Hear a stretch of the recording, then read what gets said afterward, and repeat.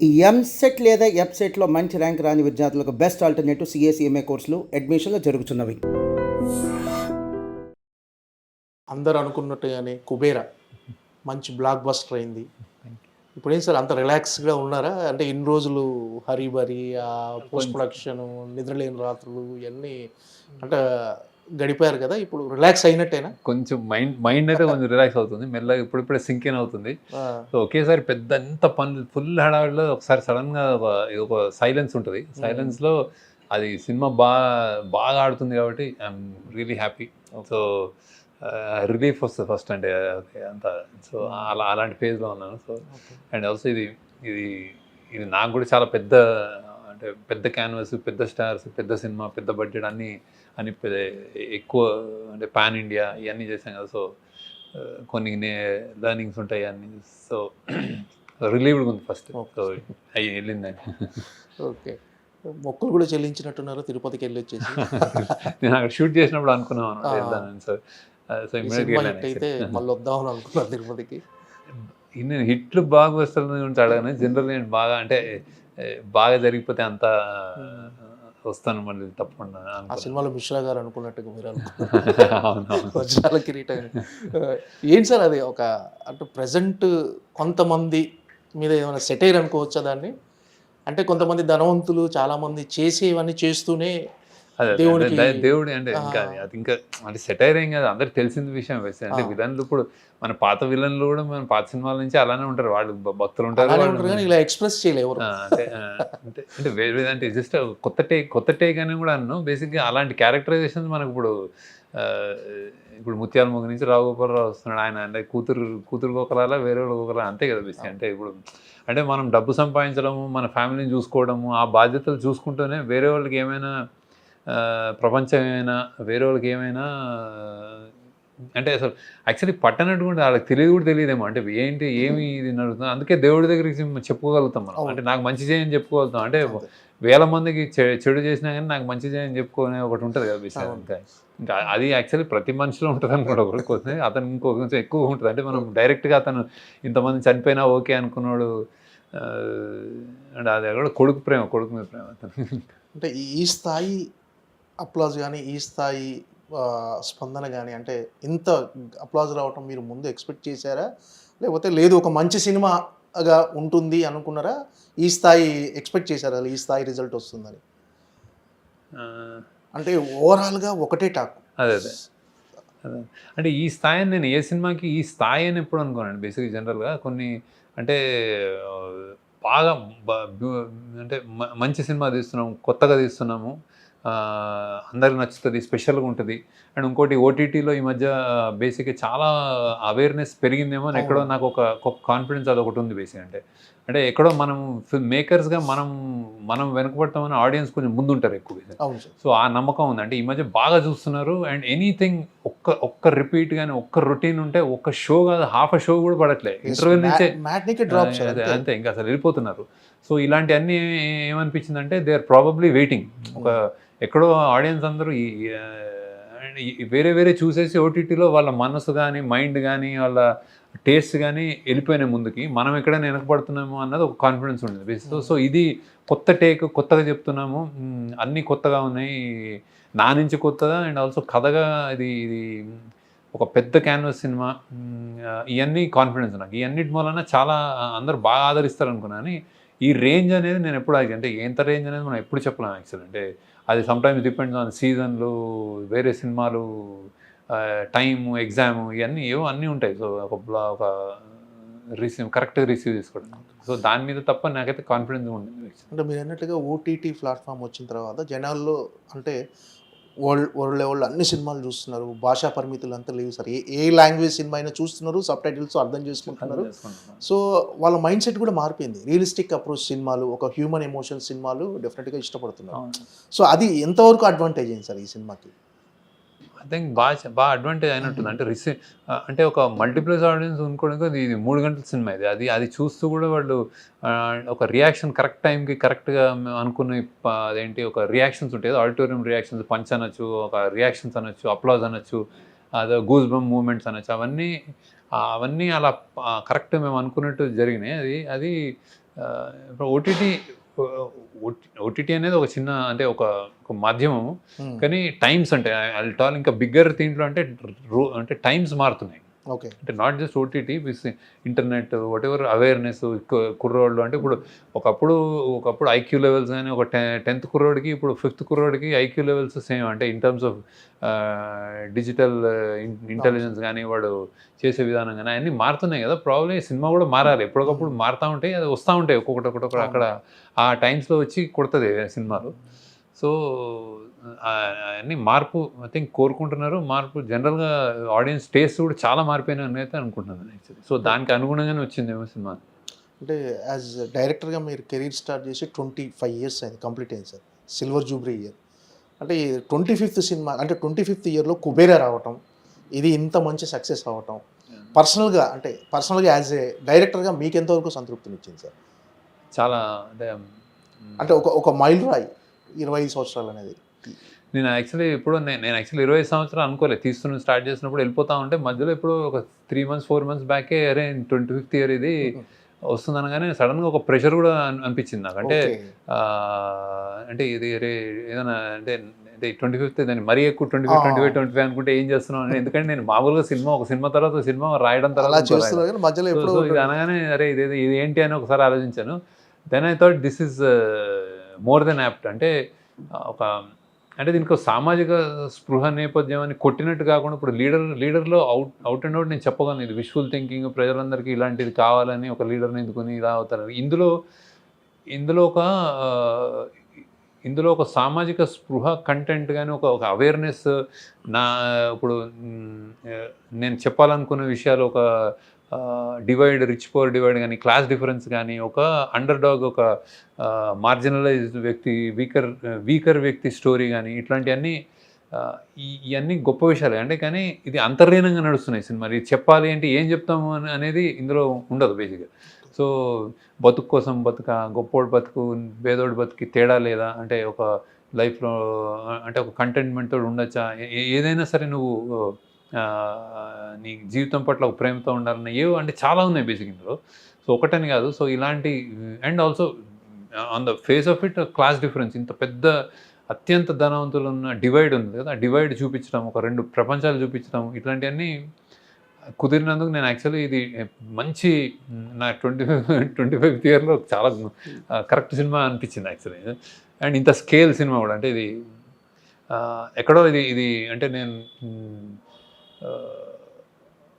అసలు నాకు తెలియదు కానీ యాక్చువల్లీ జర్నలిస్ట్ కానీ వీళ్ళు కానీ అదే అసలు రీడిఫైన్ చేసుకున్నాడు తను ఇంకేదో పెద్ద. అంటే నేను అప్పుడు నాకు అంటే అందరూ ఏమనుకుంటారు, నేను ఇలా చేయలేని అనుకుంటారని నాకు అనుమానం వచ్చింది. నేను మామూలుగా తీశాను అంటే ఇదేదో కొత్తగా ఉంది, వేరే స్కేల్లో ఉంది, వేరే చూపించాడు ఏదో అని అవన్నీ నేను ఎక్స్పెక్ట్ చేయలేదు. మామూలుగా కథ రాసి తీసాం అంతే. సో బట్ 25th ఇయర్కి యాప్టే అనుకున్నాను. అంటే ఈ 25 సంవత్సరాలు మీరు తీసింది 10 సినిమాలే. సాధారణంగా దర్శకులు ఎలా ఉంటారంటే మామూలుగా కమర్షియల్గా ఆలోచించి వచ్చిన సక్సెస్ని క్యాష్ చేసుకోవాలనుకుంటారు. మీరు మాత్రం చాలా స్లోగా మీకు నచ్చిన సినిమాలు, మీరు ఏం చెప్పాలనుకుంటారో అవే సినిమాలు చేస్తూ వెళ్ళిపోతున్నారు. అంటే మీరు ఈ 10 సినిమాలు అంటే 10 సినిమాలు తీయటమే అంటే మీరు సంతృప్తిగా ఉన్నారు సార్? అంటే మీరు చేసిన ఈ సినిమాలతో సినిమాలతో అబ్సల్యూట్లీ సంతృప్తి ఉన్నాను. అంటే అది నన్ను చాలా ప్రౌడ్గా కూడా ఉన్నాను. అండ్ 25th ఇయర్లో నేను యాక్చువల్లీ ఒకటి ఆలోచించి, నేను తీసిన సినిమాలు నాకు యాక్చువల్లీ నేను డైరెక్టర్గా ఏ సినిమా అయినా అతని వాయిస్ అనుకుంటాను. అంటే ఏదో ఒకటి అతను అనుకుని చెప్తున్నాడనే నమ్మకంతో ఉన్నాను. నేను అలానే చెప్పాను. నాకు గొంతు గట్టిగానే అనిపించింది అండ్ కరెక్ట్గా అనిపించింది. సో ఎక్కడ కాంప్రమైజ్ కాకుండా నేను అనుకున్న కథని అనుకున్న విధంగా ఈ 10 సినిమాలు చెప్పగలిగాను, ఇంక్లూడింగ్ దిస్. సో అందుకు I'm very proud, very happy. అంటే ఇంకా నేను ఇందులో 10 కాకుండా 5 చేసినా నేను ఇదే కంటెంట్తో ఇట్లా ఉంటే నేను హ్యాపీగానే ఉండాను. నాకు నెంబర్స్ ఏం కౌంట్ కావు, నాకు నెంబర్స్ కానీ మనీ కానీ కౌంట్ చేసుకోను కూడా యాక్చువల్లీ నేను. So I'm happy about it. And నాకు ఒకటి ఓవర్వెల్మింగ్గా 25th ఇయర్ నాకు ఒకటి అనిపించింది ఏంటంటే, అంటే నిజంగానే నాకు మామూలుగా అనిపించలే, నేను చాలా అంటే ఒక థ్యాంక్ఫుల్నెస్ కూడా అనిపించింది నాకు. అంటే నాకు చాలా కృతజ్ఞత భావం కూడా అనిపించింది. అంటే ఎందుకంటే ఈ స్థాయి ఇచ్చారు నాకు యాక్చువల్. అంటే అది సామాన్యంగా రాదు, అందరికీ ఇవ్వలేదు. ఒక స్పెషల్ పొజిషన్ ఇచ్చారు. ఆ స్పెషల్ పొజిషన్‌లో కష్టాలు కూడా ఉన్నాయి. అరే నువ్వు కొంచెం స్లిప్ అయినా, నువ్వు కొంచెం తేడా చేసినా, నువ్వు కొంచెం వేరేగా సినిమా తీసినా అసలు ఒక షో కూడా చూడరు. నాకు అదైతే అదొక నిలబెట్టారు. నువ్వు నమ్మకంతోటి ఉన్నారు. సో, ఆ నమ్మకం నాకు ఇచ్చారు. అండ్ దెన్ నన్ను ఆదరిస్తున్నారు. సో, బేసిక్‌గా అది they call it brand, call it నమ్మకం, వాటెవర్ గానీ ఫ్యామిలీస్ తోటి పాటు వచ్చి నేను చూడొచ్చు, మీ సినిమాలు చూడాలి, చూస్తామన్న ఒక స్థాయి తెలుగు ప్రేక్షకులు నాకు ఇచ్చినందుకు ఐ థింక్ 25 ఇయర్స్ నేను ఐ థింక్ అది నాకు చాలా అంటే నేను తీసుకోవడం కాదు, నేను తీయడం కాదు, వాళ్ళు ఇయ్యడంలో కూడా చాలా ఇది ఉందనిపించింది నాకు. So I'm very happy about that also. So sir మీరు ఫస్ట్ అంటే డాలర్ డ్రీమ్స్ కానీ మన ఆనంద్ సినిమా కానీ మీ సొంత బ్యానర్లోనే మీరే ప్రొడ్యూసర్, మీరే డైరెక్టర్. అంటే ఒక రకంగా చూస్తే దాని తర్వాత మీరు మిగతా బ్యానర్లతో కొలాబరేషన్ అయ్యి మీరు ట్రావెల్ చేశారు. బట్ ఏంటంటే ఒక సెల్ఫ్ మేడ్ డైరెక్టర్ అని అంటాను నేను. దానితో మీరు ఏకీభవిస్తారు. అంటే మిమ్మల్ని మీరు నిలబెట్టుకున్నారు. ఫస్ట్ 2 సినిమాలు ఏంటంటే మీరే ప్రొడ్యూస్ చేసుకున్నారు, మీ సేవింగ్స్తో మీరే డైరెక్టరు, మిమ్మల్ని మీరు నిలబెట్టుకున్నారు. ఇప్పుడు మాత్రం కొలాబరేట్ చేస్తూ వేరే వాళ్ళ కొలాబరేషన్తో వెళ్ళిపోతున్నారు. ఈ సెల్ఫ్ మేడ్ డైరెక్టర్ అంటే మిమ్మల్ని మీరు ఒప్పుకుంటారా? అందరు డైరెక్టర్ సెల్ఫ్ మేడ్ అండి. నా విషయంలో మీరు అంటున్నది అదేంటి ఎకనామిక్స్ అంటే క్రియేటివ్గా ప్రతి వాళ్ళు వాళ్ళ స్టోరీ రాసుకుంటారు, తీస్తారు. నేను అంటున్నది నాకు సపోర్ట్గా నేను మనీ కానీ అంటే ఆ కష్టాలు కొంచెం అంటే అది నిలబడ్డాను. డైరెక్ట్ క్రియేటివిటీతో పాటు ఫైనాన్షియల్ అండ్ అదే ఇప్పటిదాకా కంటిన్యూ అవుతుంది. అంటే అక్కడి నుంచే నేను కొంచెం అదేంటి మా టీం జస్ట్ నేను డైరెక్షనే కాదు కానీ ఒక టీం నేను చేసి డైరెక్షన్ టీం బిల్డ్ చేసినప్పుడు వీళ్ళందరూ చేసినప్పుడు వాళ్ళు అన్ని పనులు మేము సినిమాని ఆల్మోస్ట్ జాగ్రత్తగా జస్ట్ డైరెక్షన్ నేను వచ్చి రాశాను, మీరు అందరూ అరేంజ్ చేయండి, నేను వచ్చి తీస్తాను అనేది అలాంటి ప్రొడ్యూసర్ చాలామంది ఉన్నారు. అంటే అలాంటి ఫెసిలిటీస్ ఇచ్చి చేసేది. కానీ నేను అది నేను మా టీం చేసుకుంటూ వెళ్ళాం. సో అది ఇప్పటికి కూడా అదే కంటిన్యూ అవుతుంది ఎక్కువ. అందుకే అమిగోస్ క్రియేషన్స్ కో ప్రొడ్యూసర్ లాగా అంటే ప్రెజెంట్స్ లాగా ఉంటుంది అనమాట బేసిక్. ఎందుకంటే మా టీమే ఎక్కువ చేస్తాం బేసిక్. ఈ ఆఫీస్లోనే చాలా జరుగుతూ ఉంటాయి అన్ని. అంటే లొకేషన్స్ కానీ ఎతకడం కానీ చూడటం కానీ ఎగ్జిక్యూషన్ కానీ ప్లానింగ్ కానీ కాస్టింగ్ ఆడిషన్స్ అన్నీ జరుగుతూ ఉంటాయి. ఫుల్ లైఫ్ సైకిల్ అంటే చేస్తాం మేము. సో నేను జస్ట్ ఒక డైరెక్టర్గా జస్ట్ అట్లా వచ్చి అది చేయలేదు ఇప్పుడు. ఈ 10 సినిమాల కథలు పద్మారావు నగర్లోనే పుట్టాయి, ఇక్కడే కూర్చొని. అంటే మీరు అంటే సినిమా ప్రపంచానికి దూరంగా, అంటే సినిమా ప్రపంచం అంటే film Nagar, Banjara hills, Jubilee hills, మీరు మాత్రం పద్మారావు నగర్లోనే ఈ 25 సంవత్సరాలు ఉండి ఇక్కడే ఆ 10 కథలు పుట్టాయి సార్. ఇక్కడ పుట్టాయి కొన్ని. అంటే కొన్ని అమెరికాలో కూడా అంటే ఆనంద్ అమెరికాలో థీసిస్ రాసింది స్క్రిప్ట్. అంటే ఇక్కడే అన్ని ఇక్కడ రాసి ఇక్కడ కూర్చొని రాసినాయి. ఓకే. అంటే మామూలుగా ఒక సిట్ వచ్చిన తర్వాత అందరూ ఏ జూబ్లీ హిల్స్, బంజారా హిల్స్ షిఫ్ట్ అయిపోయి అక్కడ 2 ఆఫీసులు తీసేసి ఇంకో అక్కడ ఒక ఇల్లు చేసి మీరు మాత్రం పద్మారావు నగర్లోనే ఇంకా కంటిన్యూ అవుతుంది. ఏంటి సార్ అనుబంధం మీకు? అంటే జస్ట్ ఇక్కడ హ్యాపీగా అనిపిస్తుంది. హ్యాపీగా నేను అలవాటైన ప్రపంచం అది. నేను జస్ట్ అట్లా కొంచెం రెసిస్టెన్స్ ఉంటుంది నాకు. సరదాగా ఉన్నాయి ఇక్కడ తిరిగిన ఈ రోడ్లు ఇవన్నీ, ఇక్కడ తిరిగిన పార్కులు, ఇక్కడ తిరిగిన షాపులు, ఇవన్నీ నాకు కొంచెం అలవాటు. ఇక్కడ చదువుకున్న స్కూలు ప్యాట్రిక్స్లో చదువుకున్నాను. సో ఇవన్నీ నాకు. అండ్ మా పేరెంట్స్ ఇక్కడే ఉన్నారు కాబట్టి ఇంకా అంటే ఫాదర్ చనిపోయారు కానీ అందరూ ఇక్కడ ఏదో ఇక్కడ మా ప్రపంచం ఒక ఎమోషన్. అంటే మొన్న మీరు ప్రెస్ మీట్లో కొంచెం ఎమోషనల్ అయ్యారు సార్. ఎందుకంటే ఎప్పుడు శేఖర్ కమల గారిని అలా చూడలేదు. అలా అంటే ఎందుకు అంటే సక్సెస్ వచ్చింది, కాకపోతే ఆ ఆనంద బాష్పాలా లేకపోతే ఒక చిన్న ఎమోషనల్ అయ్యారు సార్ మీకు? అది అంటే ఈ సినిమా కొంచెం చాలా తీసుకుంది యాక్చువల్. అంటే చాలా రోజులు అంటే జనరల్గా అన్ని సినిమాలు ఒక ఎత్తు, ఈ సినిమా కొంచెం ఎక్స్ట్రాగా అంటే చాలా అంటే ఫిజికల్లీ కూడా గ్రూలింగ్. టీంలో చాలామంది అంటే చాలా ఒడిదుడుకులు గురించి చేసిన ఫీలింగ్ వచ్చిందంటే ఒక చిన్న అంటే అది అంటే ఇది సామాన్యం అంటే జస్ట్ నాట్ అంటే ఒక మైండ్ పరంగా డ్రైనింగ్, ఎమోషన్ అండ్ హెల్త్ పరంగా అందరూ అంటే ఆ టీంలో చాలా అప్స్ అండ్ డౌన్స్ చూసుకుంటూ వచ్చింది అన్నమాట రీసెంట్. సో అందుకే సడన్గా గుర్తొచ్చి నాకు ఎందుకు చాలామంది స్వెట్ అండ్ బ్లడ్ ఇచ్చినట్టు అనిపించింది. So I thought I felt కొంచెం ఎమోషనల్ ఉంటుంది. సార్ మీకు సపోర్టింగ్ ఉన్న మీ టీం గురించి చెప్పండి సార్. మీ టీంలో అంటే చాలా ఆల్రెడీ సక్సెస్ మీట్లో కూడా అందరినీ పరిచయం చేశారు మనం. కరెక్ట్. అందరికీ అంటే నాకే కాదు, ఇప్పుడు నాగార్జున గారికి, ధనుష్ గారికి అందరికీ అందరికీ వాళ్ళ పేరు పేరున తెలుసు, అంటే they know how important they are, అంటే తరుణి గారి తోటి తరుణి గారికి అంట. So they are my backbones అనమాట, అంటే పిల్లర్స్ అని చెప్పాను అలానే అనమాట. సో ఇది ఎస్పెషల్లీ రైటింగ్ చైతన్య పింగళి చాలా అంటే ఆమె చాలా, అంటే ఆమె ఆల్రెడీ సాహిత్య అకాడమీ విన్నారు. సో దీంట్లో చాలా పాత్ర ఉంది, అంటే ఎమోషన్ కంటెంట్ బేసిక్, అంటే ఇది ఒక థ్రిల్లర్, ఇది ఒక యూనిక్ పొజిషనింగ్ వచ్చింది సినిమాకి యాక్చువల్. అదేంటంటే థ్రిల్లర్గా, స్ట్రైట్ థ్రిల్లర్గా ఒక 10,000 కోట్లతో ఒక గొప్పటి దగ్గర నుంచి ఒక బిచ్చగాడు తప్పించుకున్నాడు అంటే అది ఒక thriller cat and mouse game straight అవ్వచ్చు. కానీ అందులో ఆ బిచ్చగాడి ఎమోషన్స్, ఆ కంటెంట్ ఉంటుంది కదా, ఎమోషనల్ హై, వాడి కథ ఒకటి ఉంటుంది కదా, దానికి చాలా చాలా పాత్ర చైతన్య అనమాట.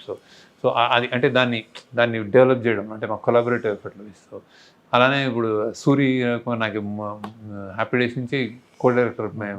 అది నిజంగా వర్కౌట్ అవుతే ఇండియా చమురు దిగుమతి చేసుకోవాల్సిన అవసరం లేదు, భారతదేశ ఆర్థిక వ్యవస్థ చాలా పటిష్టంగా ఉండబోతుంది, మారిపోతుంది అన్నారు. అంటే అది మీరు ముందు ఊహించారా ఇలా? కథ అంటే అది ఇది పెద్ద ఊహించాను అనుకోను. బేసిక్ ఏముందంటే, అంటే ఇండియాలో ఉన్న రిసోర్సెస్ ఏంటంటే మీరు కథ ఇండియా అంటే సడన్గా దొరికితే ఇప్పుడు నల్లమల్లో యూరేనియం అని పడ్డారు కదా, అంటే సంథింగ్ ఏదో అంటే ఇది ఆన్ గోయింగ్. అంటే ఇప్పుడు మెల్లమెల్లగా మనుషులు పెరుగుతున్న కొద్దీ నేచర్ని మనం విధ్వంసం చేస్తాం బేసిక్. అంటే అది మంచిగో చెడుకో బేసిక్, దేశానికి మంచిది ఎన్ని రోజులు మంచిది, ఎన్ని రోజులు చెడు అని మనం చెప్పలేము. కాకపోతే జనాభా పెరుగుతూ మనం అన్ని స్పేసెస్ని, అడవుల్ని అన్నీ వెళ్తున్నాం కదా. సో ఆ మెషినరీ వచ్చింది, కొత్త మెషినరీ వచ్చింది, కొత్త దొరుకుతాయి, తప్పకుండా దొరుకుతాయి. ఇక్కడ బొగ్గు గన్లు దొరుకుతాయి, మైకా గన్లు దొరుకుతాయి, మన అదేంటి యురేనియం దొరుకుతుంది, ఇవన్నీ something will keep getting. So అలానే ఒక థాట్గా రాశాను అది యాక్చువల్లీ. అంటే ఈ బాక్స్ ఆఫీస్ కలెక్షన్లు, రికార్డులు ఇవన్నీ పట్టించుకుంటారు సార్ మీరు? మామూలుగా సినిమా రిజల్ట్ వచ్చిన తర్వాత నేను పట్టించుకోవడం అంటే డెఫినెట్గా పెట్టింది రావాలని అయితే, అది నేను ఇప్పటిదాకా నా కెరీర్లో ఇన్ని సంవత్సరాలు. ఇంకోటి నేను తీసిన సినిమాలు ఏదైతే నాకు సాటిస్ఫాక్షన్ నా వాయిస్ అని చెప్పాను, అలానే ఎప్పుడు నేను నా వలన ఎవరైనా అంటే డిజాస్టర్లు పోయినాయి అనేది ఇప్పటిదాకా నాకు నా ఇదిలో లేదు యాక్చువల్లీ. సో అంతవరకు నేను చాలా ఇదిగా బ్యాలెన్స్ చేశాను. ఒక అనామిక ప్రాబ్లీ ఏది ఉంది, కానీ అది కూడా మల్టిపుల్ లాంగ్వేజెస్లో రీమేక్ ఇది కాబట్టి వర్కౌట్ అయిపోయింది అది కూడా యాక్చువల్లీ. కాకపోతే అసలు థియేటర్స్ ఎవరు రాలేదు, అంటే అది ఉందని కూడా తెలియదు యాక్చువల్లీ వచ్చినప్పుడు. కానీ ఓటీటీ ప్లాట్ఫామ్లో అది జస్ట్ అంటే ప్రొడ్యూసర్ అది మల్టీనేషనల్ కంపెనీ కాబట్టి వాళ్ళకి కొన్ని, సో అది వర్కౌట్ అయింది. సో నా గర్వంగానే చెప్తానంటే బేసిక్గా నేను తీసిన సినిమాల్లో ఎప్పుడు ఏది ఫైనాన్షియల్లీ ఏది తేడా చేయలేదు యాక్చువల్లీ. సో అది నేను చూసుకుంటా బేసిక్ ఇది కూడా. So I'm happy about that first. తర్వాత రేంజ్ ఏంటి, ఎంత డబ్బులు వస్తున్నాయి అనేది next actually. We definitely happy, blockbuster అయ్యి బాగా డబ్బులు వస్తే హ్యాపీ.